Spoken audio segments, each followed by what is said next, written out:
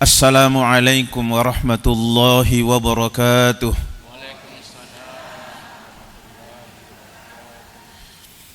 Alhamdulillahi rabbil alamin. Wassalatu wassalamu ala asyrafil anbiya'i wal mursalin Sayyidina Muhammadin wa ala alihi wa sahbihi ajma'in. Subhanaka la ilma lana illa ma'alamtana innaka antal alimul hakim.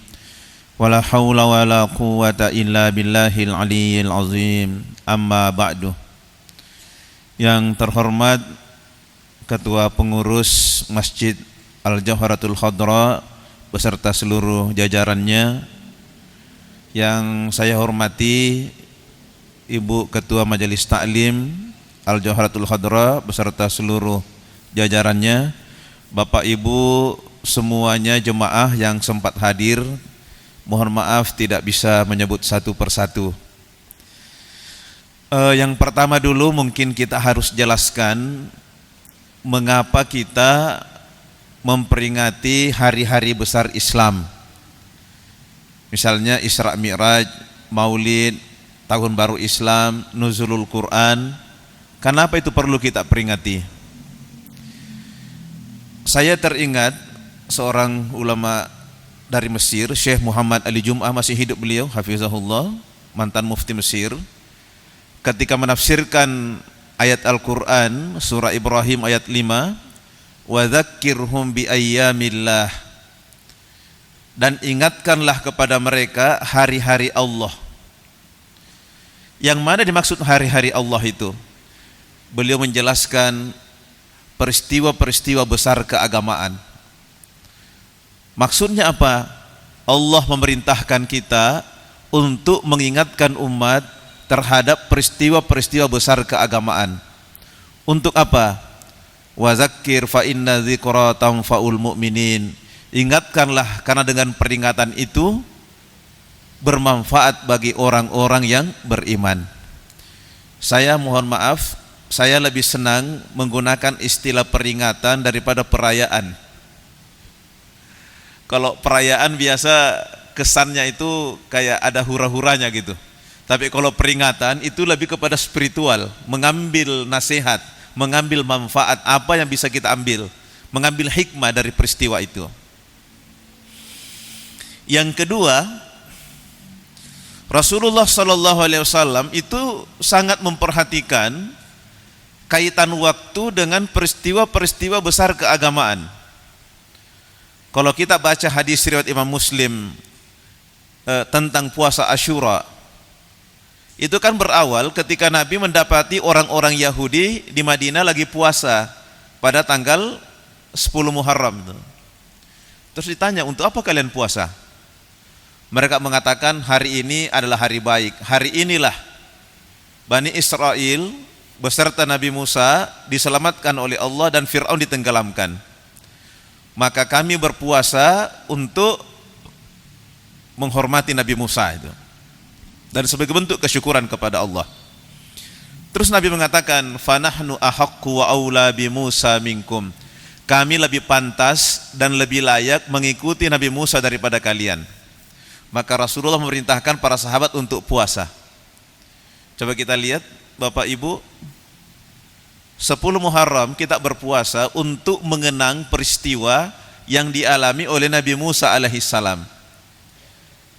Kalau peristiwa yang dialami oleh Nabi Musa saja diperintahkan oleh Nabi untuk diperingati, harusnya peristiwa yang dialami oleh Nabi kita sendiri itu lebih penting untuk diperingati. Dan di dalam Al-Quran surah Hud, Nabi SAW itu dikisahkan kisah-kisah Nabi terdahulu. Wa kullan naqussu 'alaika min amba'ir rusuli ma nuthabbitu bihi fuadak.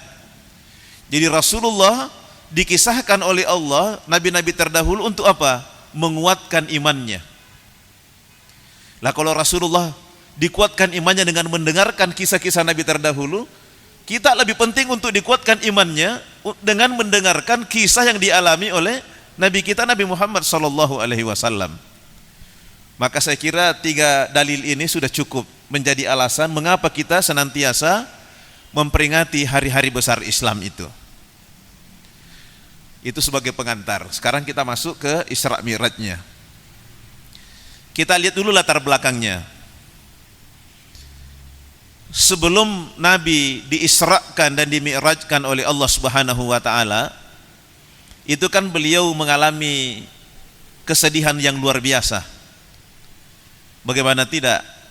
Dua orang yang sangat dicintainya, yang selama ini membela beliau dalam dakwah, meninggal dunia dalam tahun yang sama, yaitu pamannya Abu Thalib dan istrinya beliau Khadijatul Kubra radhiyallahu anha.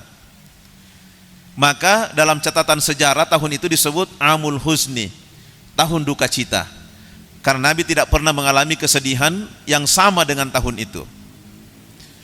Ketika dua orang ini wafat, intimidasi dan tekanan kaum kafir Quraisy terhadap Nabi makin meningkat. Tidak ada yang dipandang, tidak ada yang dilihat ya sebagai sosok yang dihormati. Maka Rasulullah SAW terpaksa menyingkir ke Taif dengan harapan di Taif nanti ada perlindungan, ada bantuan. Ternyata sampai di Taif bukan perlindungannya beliau dapatkan, tapi justru lemparan batu sampai beliau berdarah. Dalam sejarah kita baca, malaikat itu kan tidak punya hawa nafsu, Pak.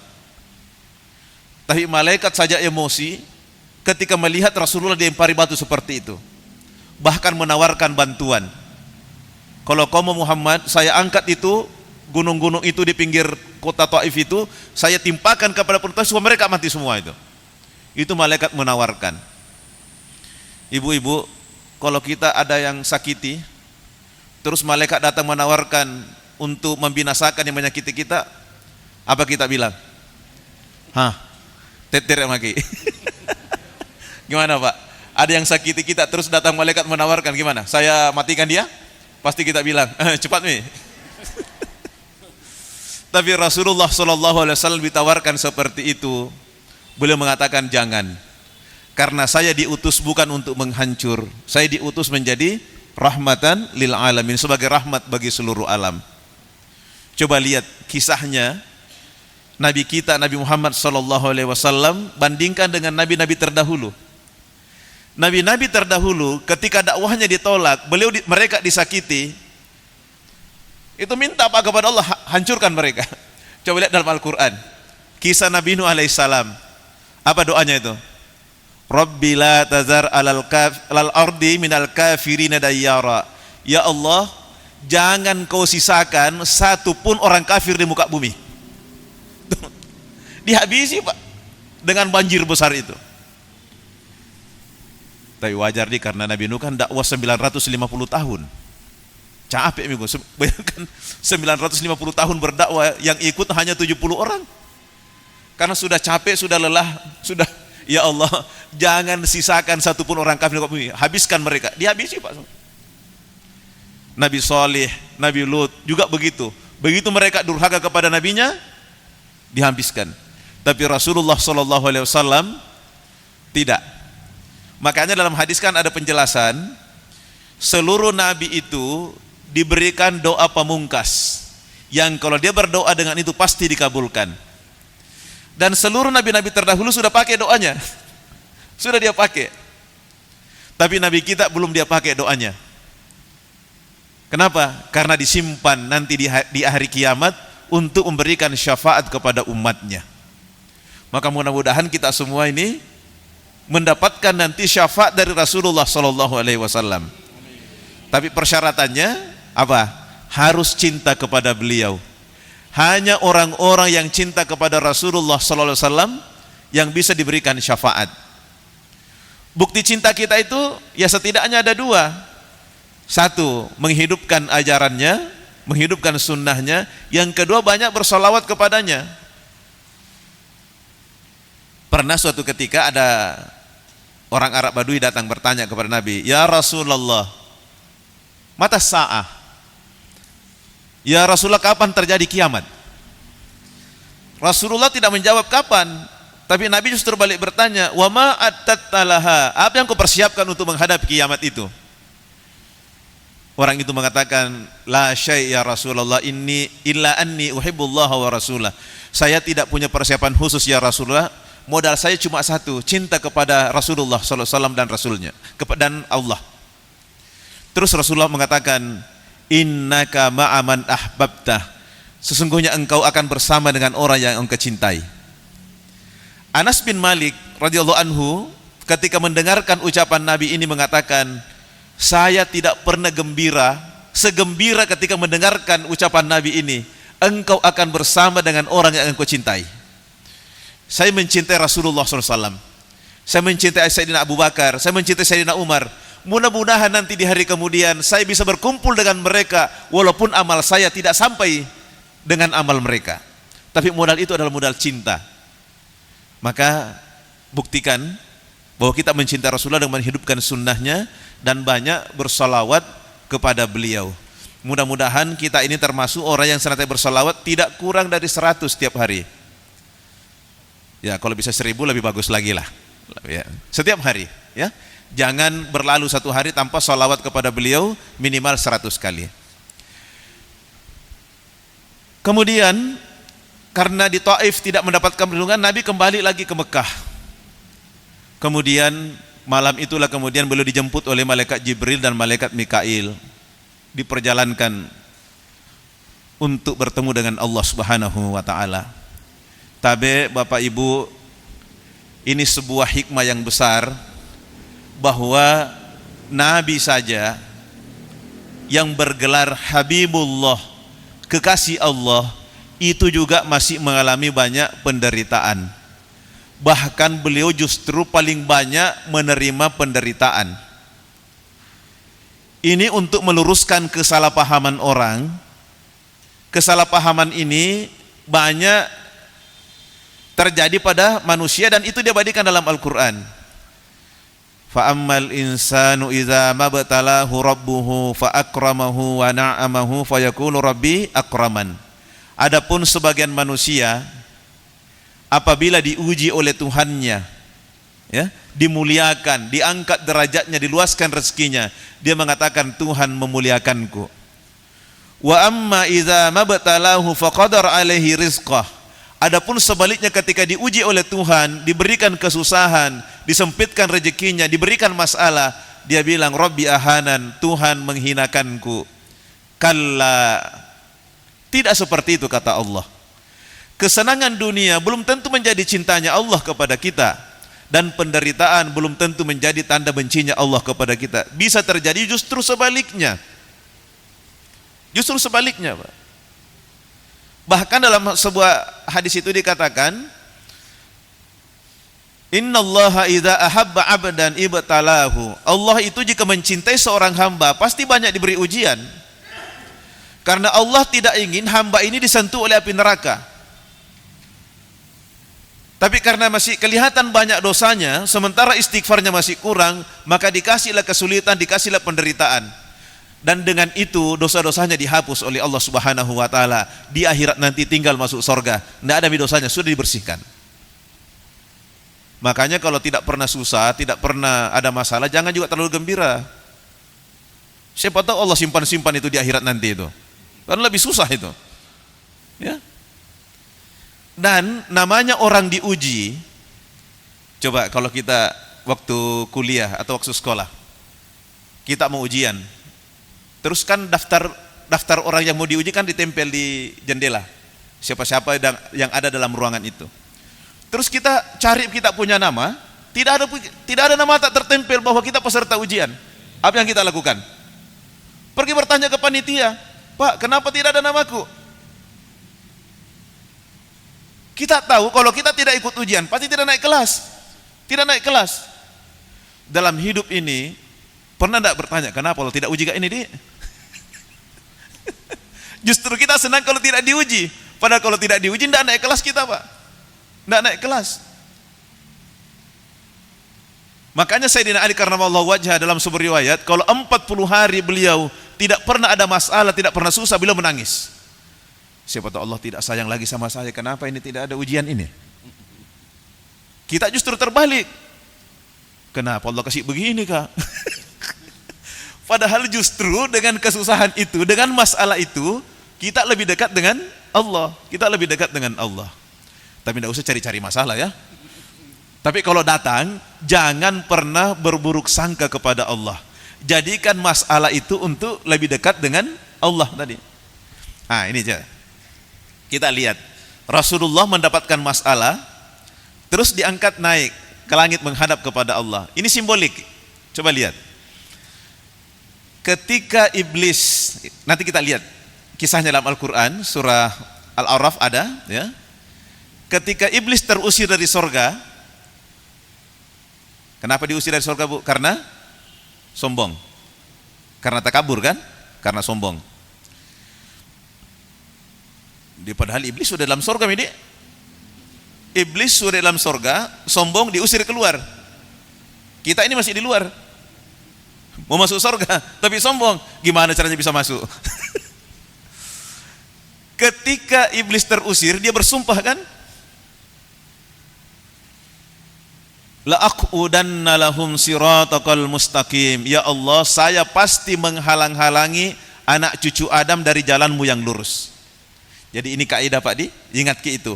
Setiap siratal mustaqim, setiap jalan lurus pasti ada iblis di situ Pak. Untuk apa? Menghalangi kita jangan berbuat baik.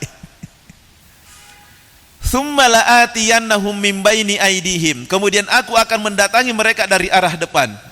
Wa min khalfihim dari belakang, wa an aymanihim dari kanan, wa an syamal dari kiri. 4 penjuru disebutkan itu. Akan didatangi oleh iblis untuk menyesatkan kita manusia. Terus ulama tafsir mengatakan, ada 2 tempat yang tidak disebut oleh iblis. Atas dengan bawah tidak disebut untuk didatangi menyesatkan. Yang disebut tadi depan, belakang, kanan, kiri. Iblis tidak menyebut atas dengan bawah. Kenapa tidak disebut itu atas dengan bawah? Bapak Ibu, situasi yang kita hadapi dalam hidup ini kan 2 Ji. Senang, susah, susah, senang. Itu silih berganti. Kalau kita lagi senang, lagi bahagia, apa kita lakukan? Turun. Misalnya dapat kabar, cucu tak sudah lahir dengan selamat, apa kita lakukan? Sujud syukur. Jadi ketika kita senang, turun ke bawah. Kalau kita lagi susah, naik. Fafirru ilallah, berlarilah kepada Allah. Jadi mainan kita di sini Ji, atas bawah saja. Atas bawah, atas bawah. Kan itu senang, turun, susah, naik. Kalau kita lari kiri kanan, kena jebakan iblis tuh. Kena itu. Ketangkep sama iblis, kejili-jili. Kita ini di sini aja mainnya. Ya. Kalau kita lagi susah, jangan lari kemana-mana, kepada Allah itu. Dan ini bedanya kalau kita datang kepada Allah dengan datang kepada manusia. Kita punya masalah, datang kepada manusia minta tolong. Bantuan belum tentu diberikan, kehormatan sudah hilang duluan. Karena untuk datang meminta, itu kehormatan sudah hilang. Tapi kalau kita datang kepada Allah, kehormatan terjaga, bantuan pasti dikasih. Kalau Allah berkehendak, tidak ada yang susah. Makanya, saya teringat dengan Panglima Salahuddin Al-Ayyubi rahimahullah ketika akan membebaskan Palestina. Tengah malam sekitar jam 2:30 beliau keliling inspeksi pasukan, tenda-tenda itu. Dia keliling. Dia lihat pasukannya, ada yang sholat tahajud, ada yang zikir, ada yang mengaji. Terus dia bilang sama pengawalnya, besok kita pasti menang. Pengawalnya bilang, dari mana kita tahu bilang kita menang besok? Dia bilang, kemenangan itu bukan karena kekuatan. Kemenangan itu karena pertolongan Allah. Dan saya lihat tadi pasukan kita semuanya mengundang pertolongan Allah. Tahajud, zikir, baca Quran, itu mengundang pertolongan Allah. Saya yakin besok kita menang. Dan ternyata betul Pak, menang itu. Jadi yang kita butuhkan ini adalah pertolongan Allah. Karena Allah tidak pernah juga meninggalkan kita. Kita yang sering meninggalkan Allah. Ya? Allah sudah bilang, wa idza sa'alaka ibadi anni fa inni qarib. Jika hambaku bertanya kepadamu Muhammad tentang aku, katakan kepada mereka, saya itu dekat. Allah itu sangat dekat dengan kita. Bagaimana kedekatannya? Wa nahnu aqrabu ilaihi min hablil warid. Gambaran kedekatan Allah itu lebih dekat daripada urat leher mereka itu. Mana urat leher, Pak? Di dalam apa di luar, Pak? Di dalam. Allah lebih dekat dari itu, Pak. Allah itu tidak pernah jauh, tapi kita yang sering menjauh. Datanglah. Dan inti dari Isra Mi'raj itu adalah sholat 5 waktu kan dikasih kepada Rasulullah SAW. Artinya apa? Kalau kita ingin komunikasi dengan Allah, ingin bicara dengan Allah, sholat. Minta bantuan, sholat. Kita biasa kalau ada masalah, apa yang kita lakukan? Cari telepon, ini siapa yang bisa dihubungi ini? Kenapa tidak ambil wudhu? Minta tolong kepada Allah, nanti Allah yang kasih jalan itu. Saya ingat ceritanya Andri Guruta Sanusi Baco almarhum. Ketika saya lupa itu namanya, kakaknya Pak Yusuf Kalak atau adiknya itu yang mau ujian di Fakultas Kedokteran di Unhas. Adiknya ya. Jadi waktu itu mau ujian S1 kedokteran, minta izin Bapak, mau ujian skripsi pagi ini. Pak Haji Kalak waktu itu bilang, tunggu nak ya, saya berwudu dulu. Pergi ambil wudu Pak, kemudian ambil sajadah, dia sholat 2 rakaat, sholat hajat, kemudian mendoakan anaknya, langsung dia bilang, iya nak, berangkat Mbak. Anaknya pergi ujian. Terus anaknya sudah pulang dari, masih Unhas Baraja waktu itu. Anaknya sudah pulang dari Unhas, itu Pak Haji Kalak masih ada atas sajarahnya Pak, berzikir, berdoa, mendoakan anaknya itu. Oh, anaknya makanya sukses-sukses ya anaknya, karena didoakan orang tuanya dengan sholatnya itu. Kita kalau ajar anak tak mau ujian gimana? Ujian kah sebentar mak? Ibu sholat tidak mendoakan anaknya? Sholat. Ini dia ini. Setiap ada kebutuhan kepada Allah, sholat ki. Allah sudah bilang, ya ayyuhalladzina amanu sta'inu bis sabri was shalah. Hai orang-orang beriman, minta tolonglah kepada Allah dengan sabar dan sholat. Jadi sholat ki. Cuma tadi ini saya buka-buka hasil penelitian, wah agak miris saya ini. Ternyata rata-rata hanya 4 dari 10 orang umat Islam Indonesia itu yang menjaga sholatnya. Masih ada 6 dari 10 tidak menjaga sholatnya. Bahkan ada 0,4% tidak sholat sama sekali. Jadi ini kita masih punya pekerjaan besar Pak. Ya, kita masih punya pekerjaan besar ini karena masih ada 6 dari 10 orang Islam Indonesia itu yang bolong-bolong sholatnya itu. Jadi kita ini tadi bahkan kalau detailnya 38,9. Jadi masih ada 61,1 yang tidak disiplin sholatnya, masih bolong-bolong, masih kadang-kadang sholat. Jadi kalau kadang-kadang sholat berarti kadang-kadang juga tidak sholat. Itu masih 61,1%, Pak. Ini pekerjaan berat kita ini. Dan yang paling banyak meninggalkan sholat, saya mohon maaf anak-anakku, justru anak muda. Makin muda makin tidak disiplin sholatnya itu. Makanya ini penting nih, penting kita mengingat firman Allah, wa'mur ahlaka bis sholati wastabir 'alaiha. Perintahkanlah anak-anakmu itu untuk sholat dan sabarlah dalam melaksanakannya. Nih, jadi dibiasakan dari kecil, ya. Terus kita kembali lihat sholatnya. Gimana caranya minta tolong kepada Allah? Pertama, tadi kan sudah berwudu nih. Ketika kita mau sholat, salah satu caranya untuk khusyuk, bawa masalahnya dalam sholat. Tadi kan diminta sholat khusyuk nih. Salah satu caranya supaya khusyuk, sebelum sholat ingat masalahnya. Mau dihadapkan sama Allah. Ibu bisa rasakan, kalau ada masalah dengan tidak ada masalah, mana lebih khusyuk? Ketika ada masalah kan lebih khusyuk. Berarti bagus kalau ada. Kalau tidak ada masalah kan tidak khusyuk. Kalau ada masalah khusyuk. Berarti lebih bagus kalau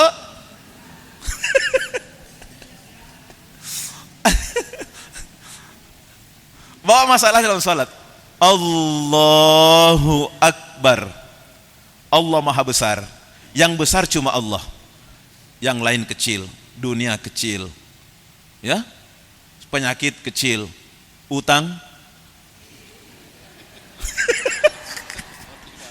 utang besar ya, kecil semua di hadapan Allah, tidak ada yang besar di hadapan Allah, kecil semuanya.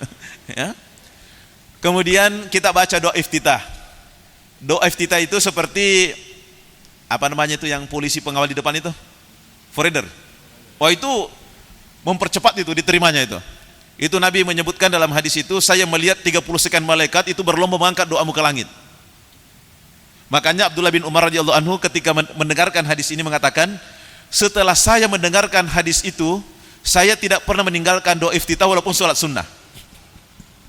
Walaupun saya sholat sunnah, saya baca doa iftitah itu, Allahu Akbar kabira itu, karena itu 30 sekian malaikat berlomba mengantarkan itu doa itu ke langit itu. Kemudian kita baca surah Al-Fatihah. Ketika membaca surah Al-Fatihah disebutkan dalam hadis,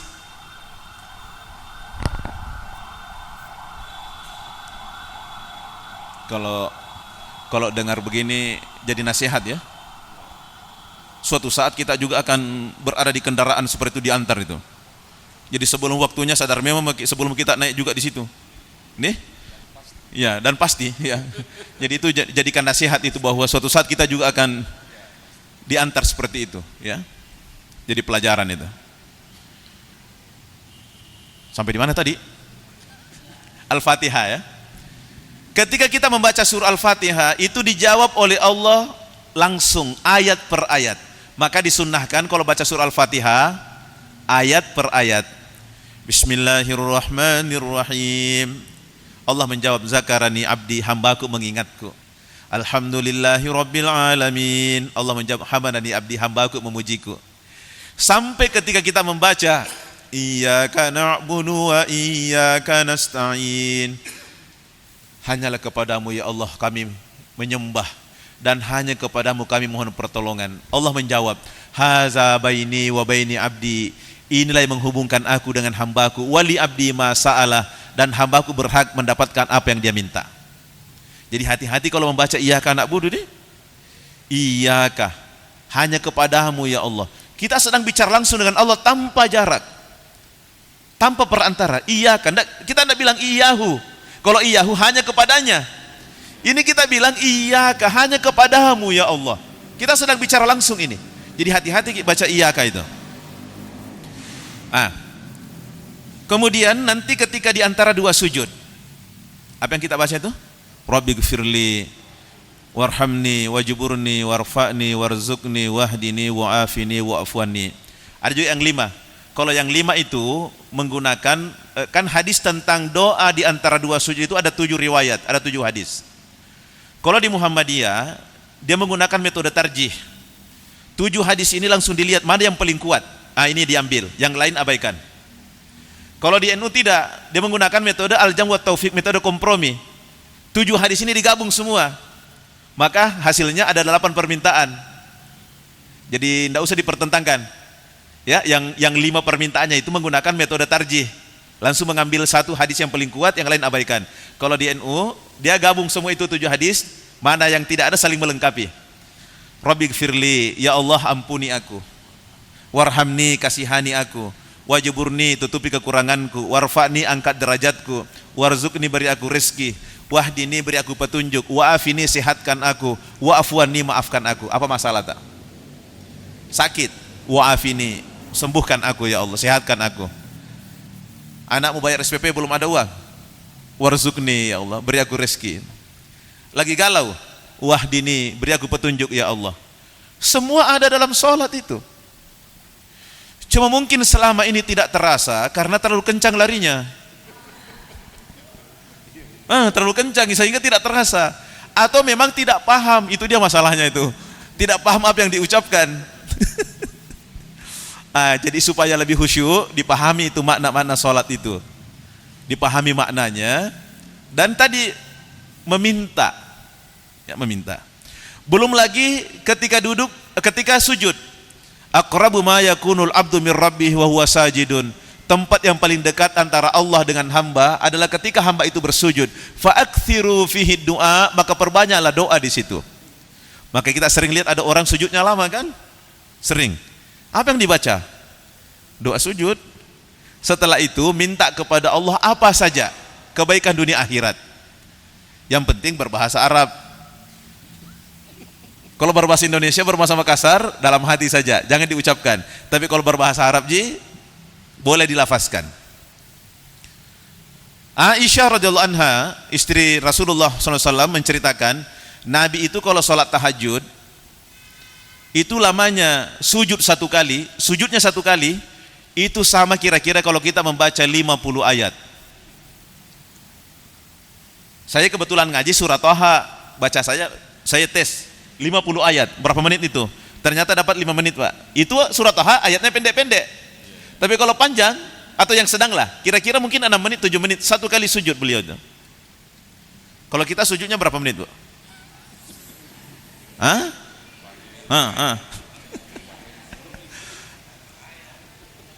Ini ibu-ibu, salah satu rahasianya sujud lama itu, ini hikmah dunianya ya, insya Allah tidak cepat pikun. Kenapa? Karena ketika kita sujud kan posisi kepala di bawah. Itu dengan mudah jantung bisa memompa darah oksigen ke otak sehingga otaknya jadi fresh. Jadi fresh. Insya Allah tidak cepat pikun. Kan banyak orang sekarang umurnya baru 40-an sudah mulai pikun. Kacamatanya dia pakai, dia cari, mana kacamataku? Mana kacamata? Wah, dia pakai. Anaknya dia mau panggil, satunya mau dipanggil, sebut namanya semua itu. Siapa mau dipanggil ini kah? Atau lainnya mau dipanggil yang disebut namanya, itu sudah gejala pikun itu, otak sudah mulai menurun kinerjanya itu. Itu harus diterapi. Terapinya ada 2. Satu kalau sujud kasih lama, yang kedua baca Quran tiap hari. Insya Allah kalau ngaji Quran tiap hari itu tidak cepat pikun itu. Tidak cepat pikun. Jadi ibu kalau sujud kasih lama-lamanya jangan tergesa-gesa. Kemudian tiap hari baca Quran minimal 1 juz, insya Allah itu bisa menolong itu dampak dunia. Tapi jangan niatnya ngaji untuk itu hanya saja, benefit, bonus. Kita mengaji untuk mencari ridha Allah, kita sujud lama untuk mencari ridha Allah. Tapi yang saya mau ingatkan tadi, doa sujud itu adalah doa yang sangat luar biasa, karena berbisiknya di lantai tembusnya langit ke-7 itu. Maka cobalah, setiap ada kebutuhan, setiap ada keinginan, curhatnya lewat sholat. Bolehlah minta tolong kepada orang, tapi datang dulu kepada Allah. Ya, Allah dulu, baru yang lain. Nanti Allah yang ngatur. Karena peristiwa Isra Mi'raj juga itu memberikan pelajaran kepada kita bahwa Allah itu tidak terikat oleh dimensi ruang dan waktu. Bayangkan, kalau ini hasil penelitian lama ini, kan dalam Al-Quran, walaqad zayyana as-samaa'a dunya bimasabih, sungguh telah kami hiasi langit dunia itu dengan bintang-bintang. Jadi selama masih ada bintang kelihatan, berarti itu wilayah langit dunia itu. Berapa jaraknya bintang yang bisa dideteksi oleh manusia? Itu yang pernah saya baca, jaraknya dari bumi itu 12 miliar tahun cahaya. Artinya apa? Kalau kita punya kendaraan yang bisa melaju dengan kecepatan cahaya 300.000 km per detik, bukan per jam, per detik, maka kita bisa keluar dari langit dunia ini setelah menempuh perjalanan 12 miliar tahun. Perginya, belum pulangnya. Itu baru langit dunia. Tapi Nabi menempuh perjalanan itu hanya dalam sepertiga malam PP. Artinya apa? Allah tidak terikat oleh dimensi ruang dan waktu. Kalau Allah berkehendak, kun fayakun, jadi itu. Makanya tugas kita ya berusaha berdoa. Setelah itu serahkan kepada Allah. Kalau Allah berkehendak, tidak ada yang susah itu. Tinggal bagaimana kita tadi minta pertolongan Allah dengan sholat itu. Cuma karena ini keterbatasan waktu, kita tidak bisa mungkin menguraikan semuanya, tapi minimal hikmah yang kita ambil adalah intinya itu bagaimana kita menjaga sholat 5 waktu itu. Karena itu tadi kita masih punya pekerjaan besar ini. Masih ada 6 dari 10 umat Islam Indonesia yang bolong-bolong sholatnya. Mudah-mudahan kita tidak masuk. Mudah-mudahan kita tidak masuk di situ. Karena ada kelompok majelis taklim, pernah saya datang ceramah, saya dibisik oleh ibu ketua, Ustadz, kasih sedikit nasihat banyak jemaahku yang tidak sholat, rajin ikut majelis taklim tapi tidak sembahyang. Mudah-mudahan tidak ada di sini. Tapi ini ada di sana, ada di sana. Rajin majelis taklim tapi tidak sembahyang. Wah, gimana? Rajin sholawat, rajin yasinan, tapi ternyata dia tidak sholat asar. Gimana ceritanya itu? Itu di sono Kalau di sini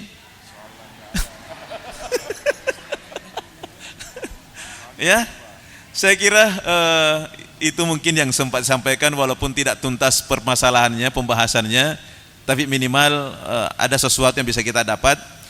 Sedikit oleh-oleh doa, amalkan ini surah Ibrahim ayat 40 supaya anak-anak kita rajin sholat. Rabbi ja'alni muqimas sholah wa min zurriyati rabbana wa taqabbal du'a. Ya Allah, jadikanlah aku orang yang suka mendirikan sholat, demikian pula dengan keturunanku. Demikian pula dengan keturunanku. Jadi amalkan itu. Saya biasa baca di sujud terakhir juga. Ya, saya baca di sujud terakhir. Kita doakan keturunan anak kita, cucu kita, semoga mereka semuanya rajin sholat. Dan sebuah kegembiraan, kebahagiaan kalau anak kita, cucu kita itu rajin sholat. Berarti mereka itu generasi yang baik. Tapi kalau mereka sudah meremehkan sholat, hati-hati Ki. Al-Quran sudah menyebutkan itu adalah tanda-tanda generasi yang tidak baik. Tsumma ja'u min ba'dihim khalfun adaa'us shalah wattaba'us syahawat. Setelah Allah menceritakan generasi-generasi yang baik, terus Allah menceritakan generasi yang jelek. Apa tandanya? Dua tandanya. Adaa'us shalah, mengabaikan sholat, menganggap remeh sholat. Wattaba'us syahawat, memperturutkan hawa nafsunya. Pergaulannya tidak terkontrol. Ini bahaya ini. Jadi jaga pergaulan anak kita, kemudian kontrol sholatnya. Insya Allah dengan dua ini, itu indikator bahwa anak kita, cucu kita adalah yang baik, generasi yang baik. Dan memenuhi harapan panitia untuk ditutup dengan doa. Mari kita berdoa kepada Allah Subhanahu wa taala. Semoga kita semua senantiasa dibimbing oleh Allah Subhanahu wa taala untuk menjaga salat 5 waktu dan seluruh ajaran-ajaran agama, dan insyaallah semua kita nanti meninggalnya semoga husnul khatimah, amin rabbal alamin. Ala hadhihi niyyah wa ala kulli niyatin shalihah, rabbana taqabbal bi barakatil Fatihah. Bismillahirrahmanirrahim. Alhamdulillahirabbil alamin. Arrahmanirrahim. Maliki yaumiddin. Iyyaka na'budu wa iyyaka nasta'in. Ihdinas siratal mustaqim. Shiratal ladzina an'amta 'alaihim ghairil maghdubi 'alaihim waladdallin. Amin. Bismillahirrahmanirrahim. Alhamdulillahirabbil alamin. Hamdan yuwafi ni'amahu yukafi mazidah. Ya Rabbana lakal hamdu kama yanbaghi li jalalika wa 'azimi sultanik. Allahumma salli wa sallim wa barik ala sayyidina Muhammad wa ala ali sayyidina Muhammad. Allahumma ja'al majlisana hadha majlisan mubaraka wa tafarraqna min tafarruqa masuma. Rabbana ighfir lana wa li ikhwanina alladhina sabaquna bil iman wa la taj'al fi qulubina ghillan lil ladzina amanu innaka ra'ufur rahim. Rabbana ja'alna muqimas shalah min dzurriyyatina rabbana taqabbal du'a. Allahumma inna nas'aluka minal khairi kullihi ajilihi wa ajilihi ma 'alimna minhu wa lam na'lam, wa na'udzubika minasy syarri kullihi ajilihi wa ajilihi ma 'alimna minhu wa lam na'lam.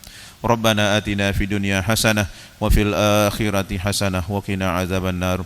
Subhana rabbika rabbil izzati amma yasifun wa salamun alal mursalin walhamdulillahi rabbil alamin. Wassalamu alaikum warahmatullahi wabarakatuh.